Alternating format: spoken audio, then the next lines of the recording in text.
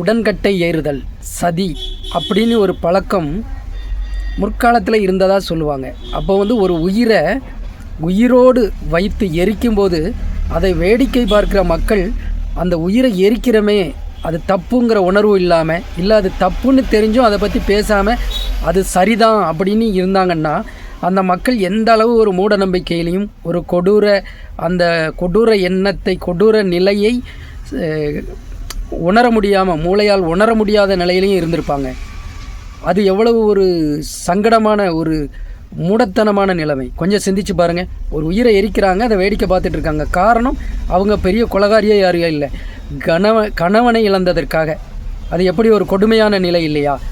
அந்த நிலை, அதாவது அது அப்போ அதிகாரங்கள் இருந்த நிலை, மக்கள் அடிமையிலாக இருந்தப்போ அதிகார வர்க்கங்கள் ஆண்டுக்கிட்டு இருந்த நிலை. அந்த நிலையில் அப்படி இருந்ததையே நாம் குறை சொல்கிறோன்னா இந்த காலத்தில் யோசித்து பாருங்கள். ஒரு நம்ம கையில் வாக்கு உரிமை கொடுத்துருக்கான், மக்கள் கையில் ஓட்டு இருக்குது, எல்லா உரிமையும் கொடுத்துருந்தோம்.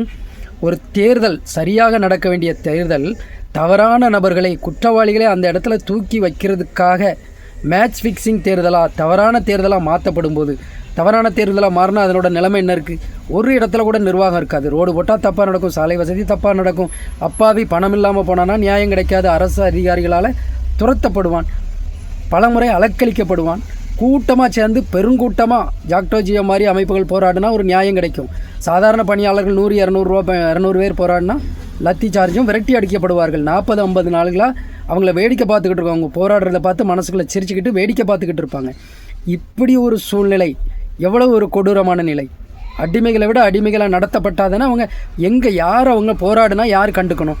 அப்போ அத்தனை நாளாக கண்டுக்காமல் இருக்கக்கூடிய ஒரு சூழ்நிலையும் இங்கே இருக்குன்னா மக்களை என்ன அளவுக்கு ஆள்பவர்கள் நினச்சிக்கிட்டு இருக்காங்க.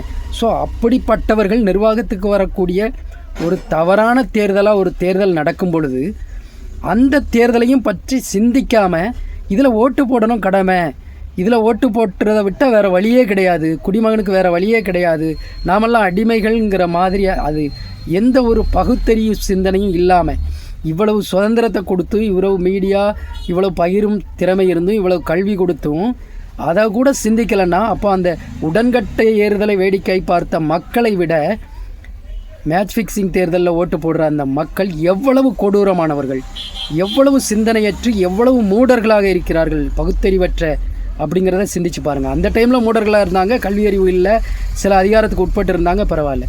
இவ்வளவு கல்வி அறிவை கொடுத்த பிறகும் சிந்திக்கும் திறனற்று மூடர்களாக எத்தனை பேர் தவறானவர்கள் தப்பிப்பதால் அவர்கள் தவறுகளை செய்து பழக்கப்பட்டு அவர்கள் செய்யும் ஒரு சில தவறுகள் அப்நார்மலாக வெடிக்கும் போது அது எத்தனை பேர் பாதிக்கப்படுறாங்க. அதனால் ஒரு தமிழ்நாடு ஃபுல்லாக அட் த டைமில் மட்டும் எத்தனை பேர் பாதிக்கப்படுவாங்க.